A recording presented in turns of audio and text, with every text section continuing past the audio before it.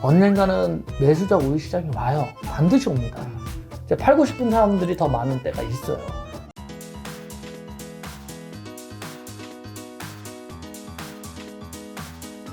오늘 주제는 바로 월간 냉철 11월 편입니다. 냉철님과 오늘 방송을 본격적으로 시작하기 전에 사실 제가 고민이 있어요. 고민이요? 네. 아시겠지만 사실 제가 결혼 안 해가지고 네. 아직 병 걸렸어요? 무슨 병인 거예요? 그거 말고 고민이 뭐가 있어요?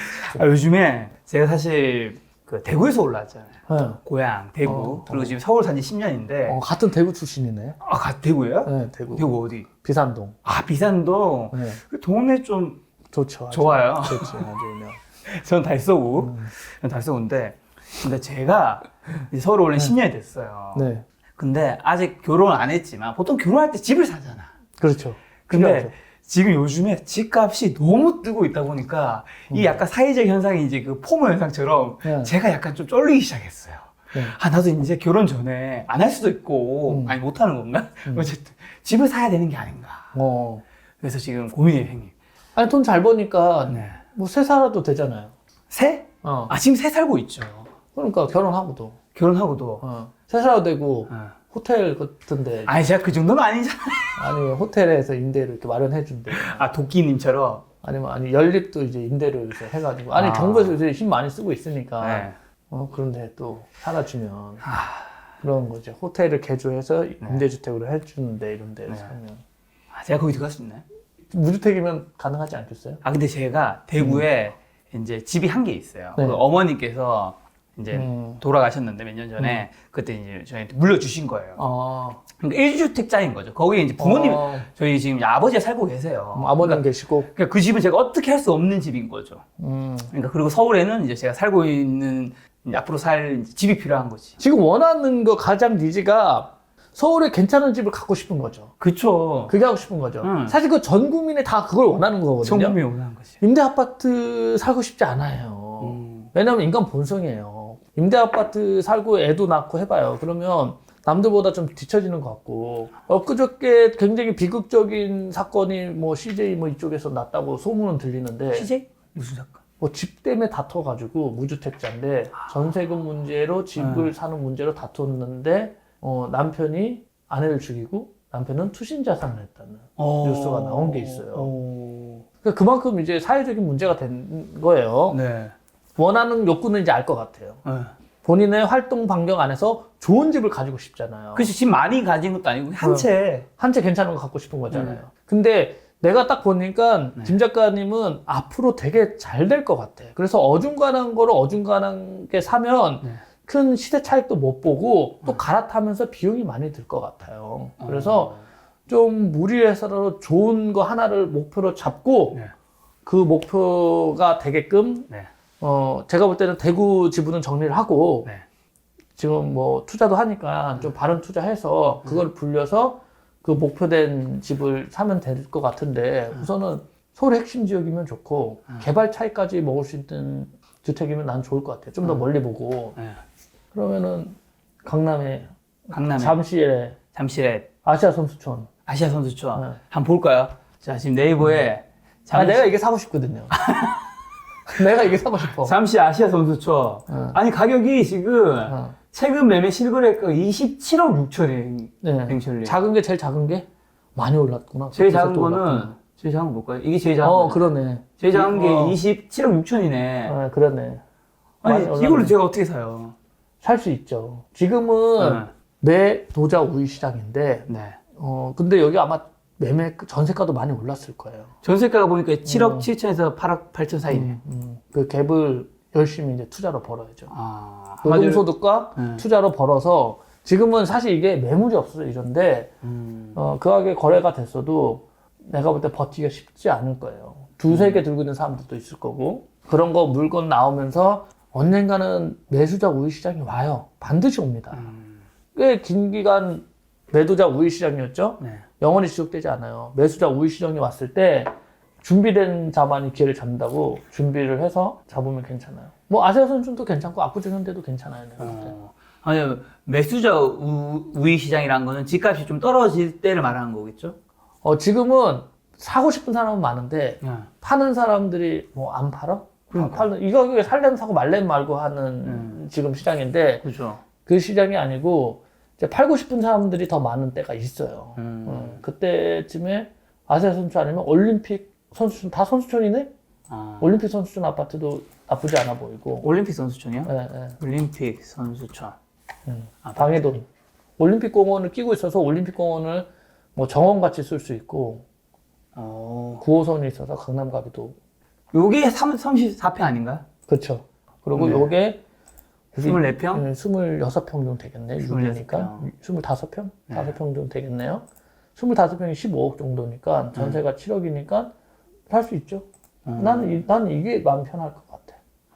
여기가 지금 한마디 선수촌 두 군데다가 좀 오를 확률이 높다고 본다는 거예요? 이거는 개발 이익도 있는데, 근데 그때 당시에 또 법이 중요해요. 법이 이제 초과 수익에 대한 걸 다 환수하겠다든지 그러면 조금 어려워지는데, 그게 사실은 우리나라 사실 해외에서 보편적으로 있는 건 아니거든요. OECD 국가들이 다 그렇게 개발 이익에 대한 거를 국가가 환수하고 그런 데들이 별로 없어요. 그래서 요런 거 좀 괜찮은 거를 하나를 하는 게 맞다고 생각해요. 또 저 같은 경우는 이제 아예 그냥 투자로 접근하는 사람들은 경기도 외곽이라든지 뭐 부산 쪽에 이제 재개발 가능성이 있어 보이는 거 한 10년 정도 보고 좀 투자할 수 있는 거를 이제 여러 개를 하는 거, 한 3개 정도, 2-3개 정도 하는 것도 나쁘지 않다고 생각하는데, 제가 볼 때는 김 작가님 같은 경우는 소득도 높은 편이고, 네네. 그러면은 무난하지 않을까요, 이런 게? 야, 너무, 10억이 넘어가는구나. 단순 투자로 따지면은 성남의 좀 재개발? 네. 성남의 재개발. 그거 제가 사실은 작년부터 성남은 굉장히 크게 많이 바뀔 거고, 많이 오르긴 했어요. 근데 아직도 개발 이익은 좀 남아있더라고요.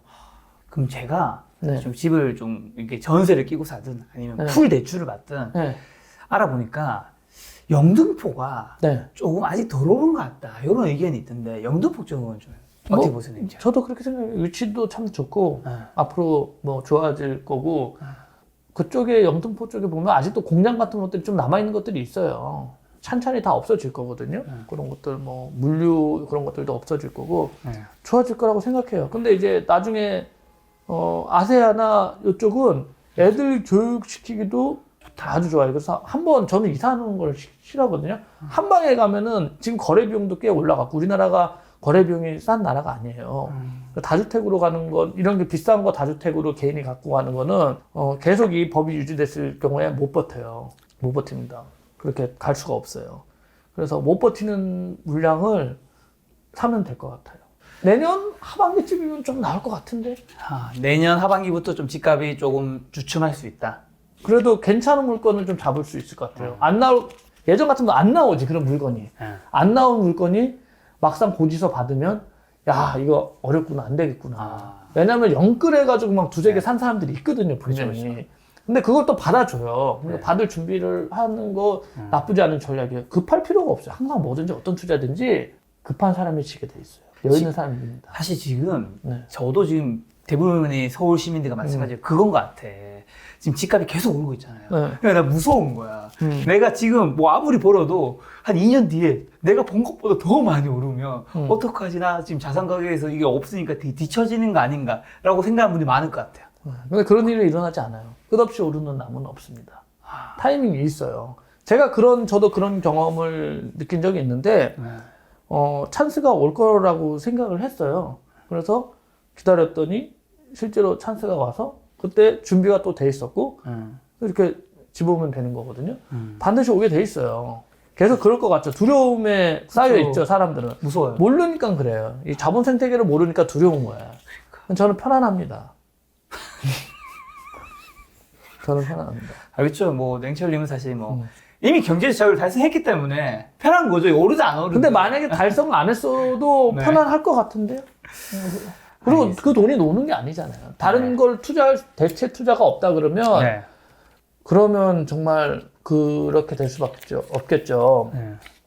사실 그러면 이런 부분에서 지금 이 고민을 하실 것 같아요. 사실 지금 부동산도 오르고 있고 주식도 지금 오를 것 같다. 이렇게 생각을 하는데 저 같은 경우도 지금 주식에 굉장히 많은 비중이 있는데 지금 주식의 비중을 좀 빼고 부동산으로 가야 되는가 아니면 어쨌든 둘 다 선택할 수 있으면 좋지만 자산이 많지 않으면 어느 한쪽 선택할 수밖에 없을 수도 있잖아요.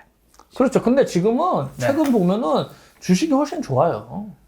주식이 좋아요. 지금 오늘 봐요. 지금 올 1호라고 보면은 뭐 그러니까 매물이 없어서 그런데 이게 좀 매물 좀 있는 걸 보면은 주식 수익률이 봐봐 이래요. 크지 않아. 지금 저는 이제 데이터를 보고 있는데 최근에 이제 부산이 좀 많이 급등했고 사실 14년도부터 17년까지 많이 올랐고 그러니까 이 정도면 이 정도 사이즈로 따지면은 주식 수익률이 더 나아요. 지금은 최근에는 강남은 주춤하고 있어요. 좀 기간 조정 좀 거치고 있어요. 급등 안 나오고 있어요 지금. 데이터는 저는 이제 매주 체킹을 하거든요. 네. 전국을 체킹하는데 그동안 안 갔던 데 막 일산이라든지 김포가 또 한번 또 확 해주고 최근에 뭐 창원 쪽 움직이고 그런 걸 보고 있는데 강남 쪽은 제가 여기서부터는 좀 세금도 그렇고 소득 대비 PRR도 그렇고 좀 부담스러운 구간이라고 한 그때부터는 그냥 강보합 정도? 강보합 정도. 네. 근데 본인이 살 때 뭐 일산이라든지 외곽 살 거 아니고 핵심 제가 지역, 살아야 되니까. 핵심 지역에 하나 살 거잖아요. 여유 있는데 편안하게 기다리면 될 것 같은데 많이 싸게 살 건 아니에요 내가 볼 때는. 근데 시간 지나면 그만큼 10억짜리 집이 내년에 자산 인플레이션 5%만 붙어도 10억 5천만 원이 돼야 되잖아요. 5천만 원 안 돼 있으면 좀 기다리는 게 더 나은 거잖아요. 내가 주식에서 만약에 5% 이상 더 벌었다, 6% 벌었다. 그럼 주식에서 벌면 조금씩 이게 더 가까워지는 거 아니에요. 저는 그래서 주식으로 많이 쫓아간 다음에도 부동산을 안 샀어요. 부동산 살 돈이 있을 때 2013년도, 12년도에도 안 샀어요. 바닥인 줄 알았는데도 안 샀어요. 주식으로 좀 더 수익 낼 수 있다고 생각해서 주식으로 수익 낸 다음에 2014년도에 샀어요. 알겠습니다. 어쨌든 지금 부동산을 사람들이 이 집값이 너무 오른다고 또 무서워서 너무 달려들지 말자. 그럴 필요 없어요. 지금 사실 달려들 거는 이제 재개발 조그만 것들 중에 이제 개발 이익들이 있는 것들이 있었는데 그게 또 순식간에 그냥 또 물건들이 사라졌죠. 부동산은 뭐가 문제냐면 가격이 문제가 아니라 그런 좀 유행이 붙는다든지 사람들이 몰리면 매물이 없어져요. 있는 매물은 걷어들이고 나왔던 매물들은 싹 거래돼 버리고 조금만 거래돼도 완전히 물건이 없어지거든요. 그런 것들도 약간 타이밍이 좀 한 박자. 항상 타이밍 싸움이에요. 알겠습니다. 자, 본격적으로 그러면 이제 냉철님의 전문 분야 주식을 좀 들어가 볼까 해요.